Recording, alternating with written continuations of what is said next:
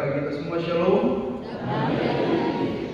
Saudara-saudara yang diberkati dan dikasihi oleh Tuhan kita Yesus Kristus, mengingatkan kembali kepada kita semua bahwa sepanjang bulan Februari bahkan sampai bulan Maret ini kita sama-sama merenungkan satu tema besar yang diserukan oleh Sinode Gemim untuk kita renungkan bersama-sama, yaitu gereja yang sehat adalah gereja yang berakar, bertumbuh, dan berbuah dalam Yesus Kristus. Dan untuk menjabarkan tema besar ini, kita telah sama-sama diajak untuk merenungkan firman Tuhan setiap minggu dalam rangka untuk mengajarkan kepada kita semua bagaimana gereja yang sehat. Pada minggu yang pertama bulan Februari, kita telah sama-sama diajak untuk belajar bagaimana gereja yang sehat adalah gereja yang berbuah bagi kemuliaan Tuhan, yang terambil dari Yohanes pasal 15. Untuk itu dikatakan di sana bahwa kalau gereja yang sehat mau bertumbuh untuk kemuliaan nama Tuhan, mau berbuah untuk kemuliaan nama Tuhan, maka kita harus tinggal di dalam Yesus Kristus dan firman-Nya harus tinggal di dalam kita. Untuk itu Yesus berkata, di luar aku kamu tidak dapat berbuat apa-apa. Di luar aku kamu tidak dapat menghasilkan apa-apa. Kemudian pada minggu yang kedua, kita telah belajar sama-sama di bawah satu tema mingguan, yaitu jangan menghakimi supaya kamu tidak menghakimi, yang terambil dari Lukas pasal 6. Tetapi saudara-saudara, apakah memang benar bahwa kita sama sekali tidak boleh menghakimi? Sebenarnya tidak demikian. Kalau kita membaca Lukas pasal 6, kita tidak boleh mencabut bagian itu, melepaskannya dari keseluruhan konteks Alkitab. Di dalam Alkitab, jangan menghakimi yang dimaksud adalah yaitu menghakimi yang sengaja untuk mencari-cari kesalahan orang, sengaja untuk membesar-besarkan kesalahan orang, sengaja untuk menjatuhkan dia, untuk mencemooh dia, untuk membuat dia tercela, untuk membuat dia terpinggirkan, untuk membuat dia merasa bahwa dirinya sudah tidak layak lagi. Menghakimi semacam ini yang dilarang oleh Alkitab. Untuk itu Yesus berkata di dalam Yohanes pasal 6, yaitu janganlah menghakimi menurut apa yang nampak, tetapi hakimilah dengan adil. Maka saudara-saudara yang diberkati dan dikasihi Tuhan, jikalau yang mendorong kita untuk menghakimi adalah murni karena kasih, yang mendorong kita untuk menghakimi adalah untuk memperbaiki dia, untuk membawa dia kembali kepada jalan yang benar, ini diperbolehkan oleh Alkitab. Maka alat ukur kita, tolak ukur kita ketika kita mau menilai sesuatu itu benar atau salah, itu adalah firman Tuhan. Karena sebaik-baiknya logika kita, sebaik-baiknya hati nurani kita, semua itu sudah tercemar oleh dosa.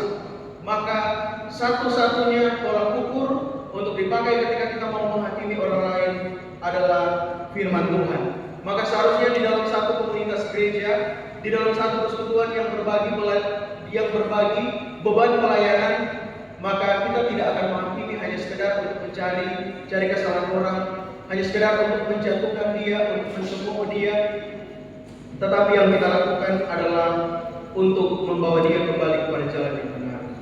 Kemudian pada minggu yang ketiga kita telah belajar tentang kemurahan hati yang terambil dari kitab Pengkhotbah, di mana di sana kita diajarkan bagaimana kita sebagai satu komunitas pelayanan, sebagai gereja yang sehat, kita mau membantu orang lain, kita mau menolong sesama. Mungkin hari ini kita ditolong, tetapi besok, mungkin hari ini kita menolong, tetapi besok-besok pasti kita yang akan ditolong. Tujuannya apa? Supaya mendatangkan sukacita dan kesejahteraan bersama. Kemudian saudara-saudara, pada minggu yang keempat kita telah belajar dari Mazmur pasal 41. Kita belajar bagaimana kita mau melepaskan pengampunan kepada orang yang bersalah kepada kita.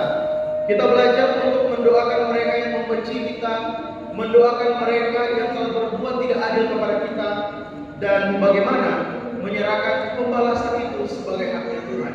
Kemudian pada minggu yang lalu kita telah sama-sama belajar di bawah satu tema mingguan, yaitu ketaatan hamba Tuhan, di mana gereja yang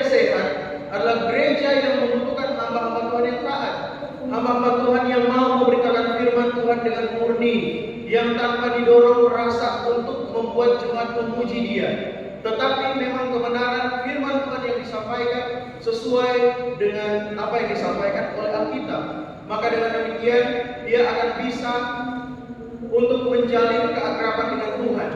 Dia akan memiliki hubungan yang intim dengan Tuhan. Dan ketika dia memiliki hubungan yang intim dengan Tuhan, maka hamba Tuhan akan peka mendengar suara Tuhan dan menyampaikan apa yang sesuai dengan kebenaran firman Tuhan. Sehingga pada minggu ini, untuk menjabarkan tema bulanan yang saya katakan tadi, gereja yang sehat, berakar, bertumbuh dan berbuah dalam Yesus Kristus, kita diajak untuk merenungkan satu tema mingguan, yaitu iman jangan gugur ketika ditampi.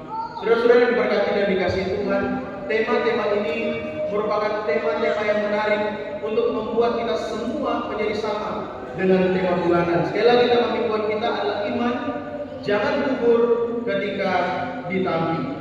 Maka pada kesempatan ini kita akan bersama-sama menelaah, mendalami, menggali, merenungi bersama-sama bagian pembacaan yang telah kita baca tadi di dalam Lukas pasal 22 ayat 24 sampai 38. Saya sudah tidak akan berbicara hal yang berat atau rumit, tetapi ketika saya merenungkan pembacaan firman Tuhan kita di saat ini, setidaknya ada 3 poin atau 3 pelajaran, 3 pokok penting yang dapat kita pelajari yang terbagi dari 3 pokok ayat yang akan kita renungkan bersama-sama supaya kiranya menjadi inspirasi bagi kita semua sebagai orang percaya.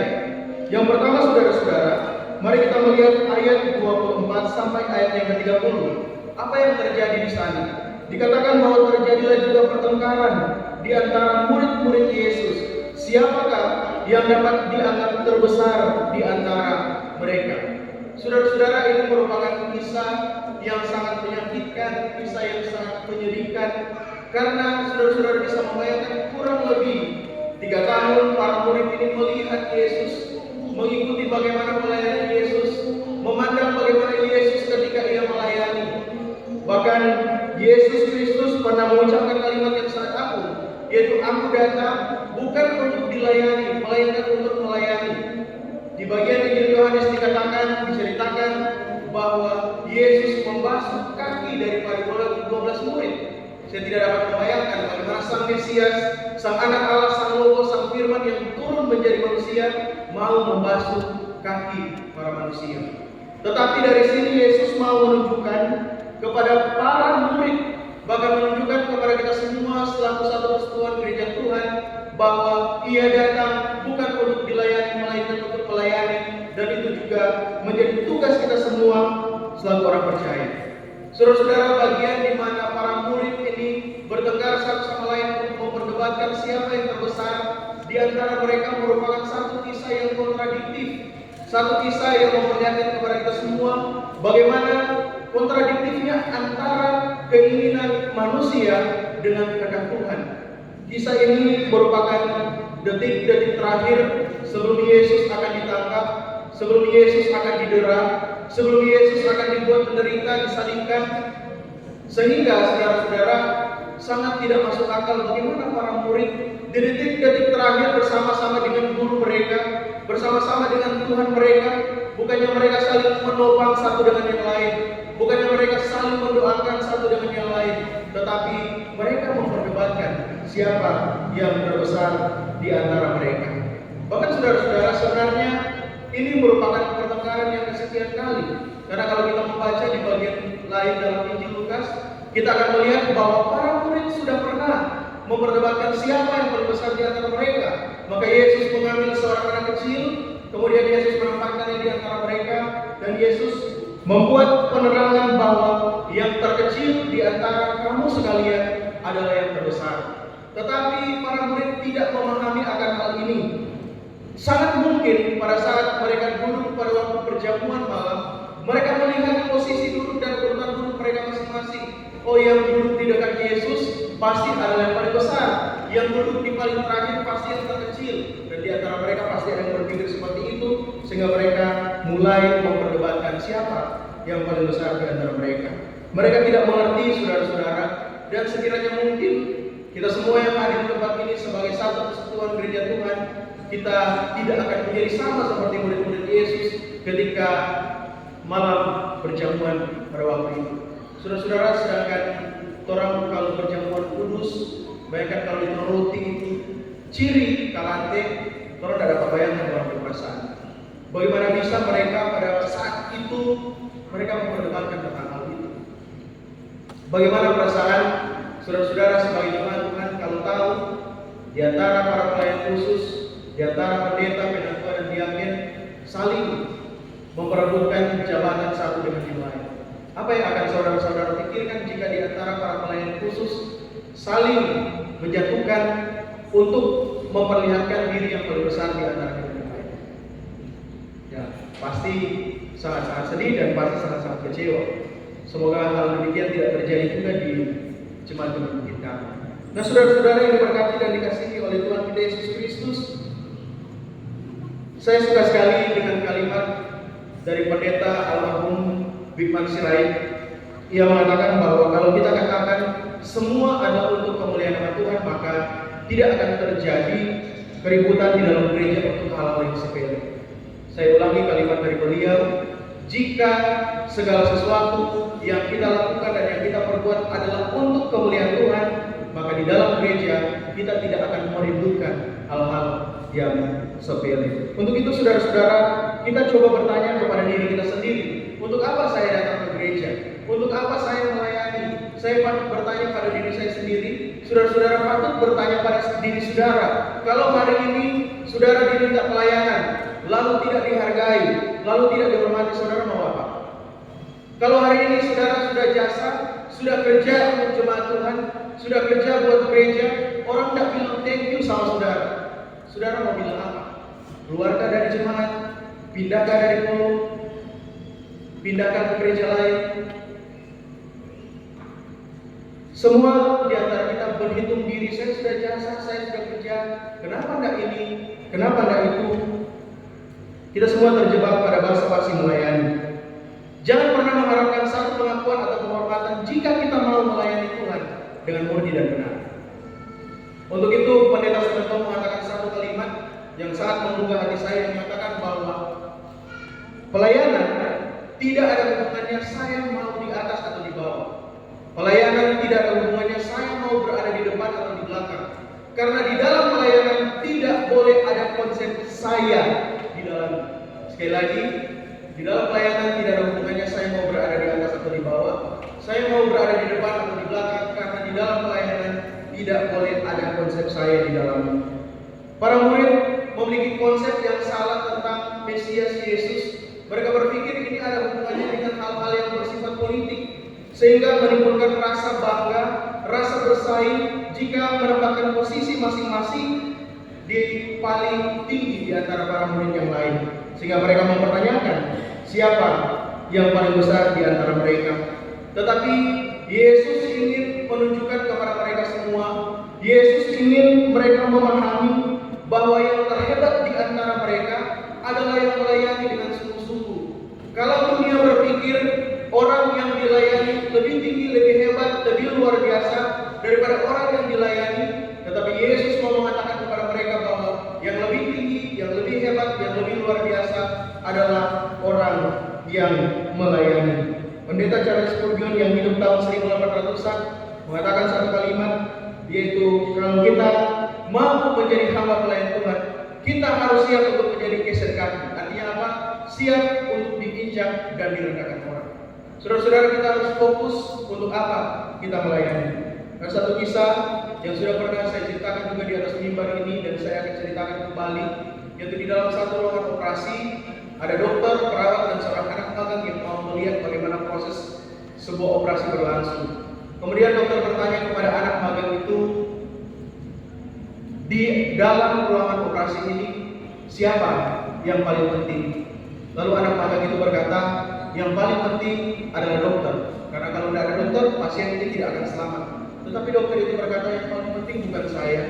Kemudian anak magang itu berkata, yang paling penting adalah suster, karena kalau tidak ada suster di situ, dokter tidak akan bisa berbuat apa-apa. Dokter bilang bukan itu yang paling penting. Lalu anak magang itu berkata, mungkin saya, karena saya di sini mau mendapatkan pengalaman dari bagaimana proses sebuah operasi berlangsung. Dokter bilang bukan, kamu telah kehilangan fokus. Yang paling penting di dalam ruangan operasi ini adalah sampah Dan saudara-saudara, seringkali di dalam kehidupan kita setiap hari, kita lupa akan motivasi kita ketika kita mau melayani Tuhan. Begitu juga dengan kita, yang paling penting adalah bagaimana kita melayani sesama. Fokus kita harus jelas, motivasi kita harus baik, yaitu demi dan untuk kemuliaan nama Tuhan. Martin Luther, Bapak Reformator kita, mengatakan satu kalimat yang begitu luar biasa, yaitu yang membutuhkan uluran tangan kita adalah sesama kita. Tuhan di surga tidak membutuhkannya. Yang membutuhkan perbuatan baik kita adalah tetangga kita, bukan Tuhan di surga. Tuhan sama sekali tidak membutuhkan perbuatan baik daripada saudara-saudara sekalian. Untuk itu, saudara-saudara, di dalam pelayanan jangan pernah bertanya apa yang telah kau dapatkan, tetapi bertanyalah apa yang telah kita berikan. Jika di dalam pelayanan yang terlihat hebat adalah kita, maka pelayanan kita pasti sudah gagal. Karena di dalam pelayanan yang harus terlihat hebat adalah Yesus Kristus melalui pelayanan kita. Untuk itu benarlah apa yang disampaikan oleh Yohanes Pembaptis, dia harus semakin besar dan saya harus semakin kecil. Saudara-saudara diberkati Tuhan, bagian ayat yang kedua, yaitu ayat pasal 31 sampai ayat 34. Ayat 31 sampai ayat 34. Dalam bagian ini, Yesus memperingatkan Petrus tetapi juga memperingatkan para murid yang lain ketika ia mengatakan, Simon, Simon, lihat, iblis telah siap untuk menampi kamu. Saudara-saudara, kalau berbicara tentang menampi, mungkin kalau bicara tentang kamu terlalu jauh. Mungkin kalau orang dalam kehidupan setiap hari jabat tapis beras kan. Kalau jabat tapis beras yang tetap di dalam wadah, beras atau koma? Beras kan, yang ditiup angin koma. Jadi Yesus mau memperingatkan kepada para murid-murid, yaitu hati-hati, berjaga-jagalah, jangan sampai kamu terpisah daripada komunitasmu. Jangan sampai Petrus, kamu ditelan oleh iblis. Karena penampian iblis adalah ia mengintimidasi, ia mau memperdaya, ia mau menelan, sehingga ditampi oleh iblis artinya dihancurkan sampai berada di bawah kuasanya. Dan Yesus berkata, aku telah berdoa untuk engkau supaya imanmu jangan gugur. Saudara-saudara yang dikasihi Tuhan, lewat firman ini Yesus juga mau berbicara kepada pribadi kita masing-masing yang ada di tempat ini, supaya iman kita juga jangan sampai gugur di tengah jalan. Jangan sampai kita mau menjual Yesus karena harta, jangan sampai kita mau menyangkal Yesus karena cinta, jangan sampai kita mau merelakan Yesus hanya karena jabatan, hanya karena kesuksesan.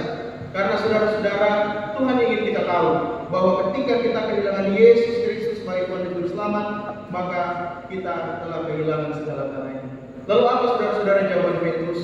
Dia dengan berani mengatakan, Tuhan, aku bersedia masuk penjara dan mati bersama-sama dengan engkau. Luar biasa. Petrus dengan begitu percaya diri, Tuhan, kita siap masuk penjara, mati pun kita rela. Tapi kita tahu bagaimana kisah selanjutnya daripada Petrus. Dia menyangkal Yesus ketika mereka bertanya, bukankah kamu salah satu daripada orang-orang yang mengikut dia, Yesus? Kemudian Petrus berkata, tidak, aku tidak mengenal orang itu. Petrus mengandalkan dirinya sendiri. Petrus terlihat percaya diri, dan di sini dia mengatakan kalimat itu untuk membuat dirinya kelihatan lebih menonjol daripada murid-murid yang lain.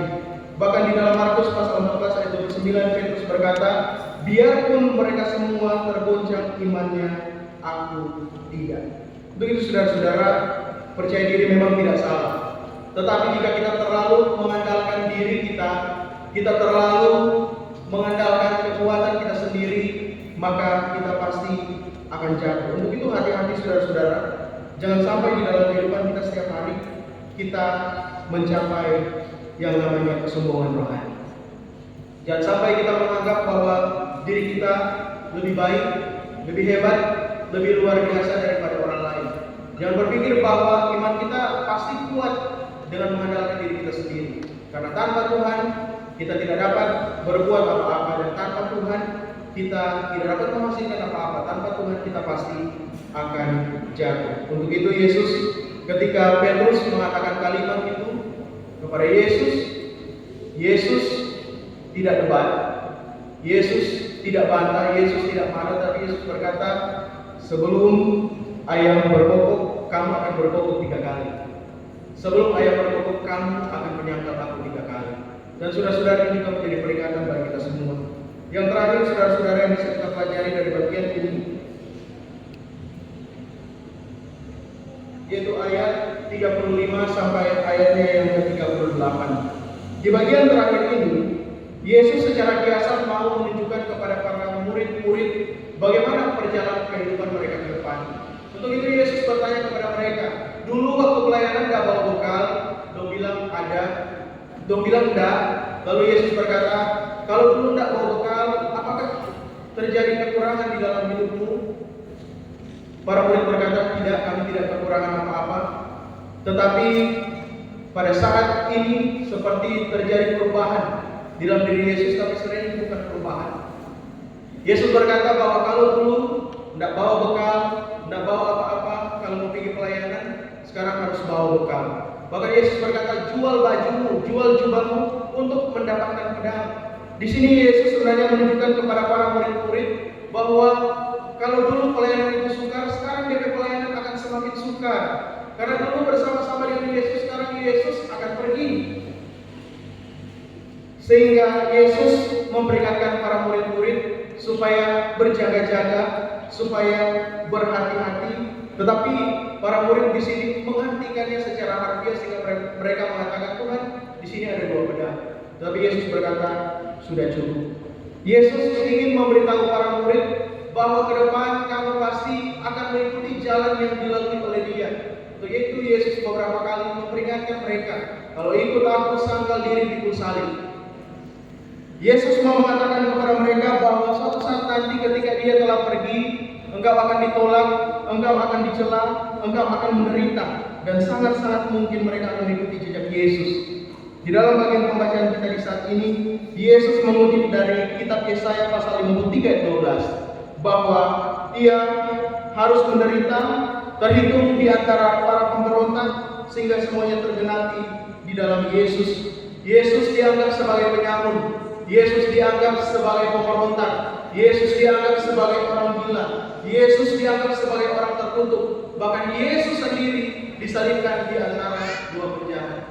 Saudara-saudara, di minggu sengsara ini, terlebih khusus hari ini kita masuk pada minggu sengsara yang ketiga, kita diajak untuk merenungkan bagaimana pengorbanan Yesus Kristus bagi kita semua, dan merenungkan pula untuk apa Yesus datang. Yesus datang untuk mati, Yesus datang untuk menembus kita semua, Yesus datang untuk melayani. Maka ketika Dia datang untuk melayani, kita semua juga sebagai satu persekutuan gereja Tuhan terpanggil untuk melayani bersama-sama. Dan di dalam bagian pelayanan kita mungkin akan difitnah. Semakin sukses pelayanan kita akan semakin dicerca orang. Tetapi tidak mengapa, janji Yesus kepada kita semua bahwa Roh Kudus akan menyertai kita sampai selama-lamanya. Dan kita semua tidak perlu takut, tidak perlu ragu untuk melayani Tuhan, karena kita pasti tidak akan mengalami kekurangan apa-apa ketika kita mau melayani.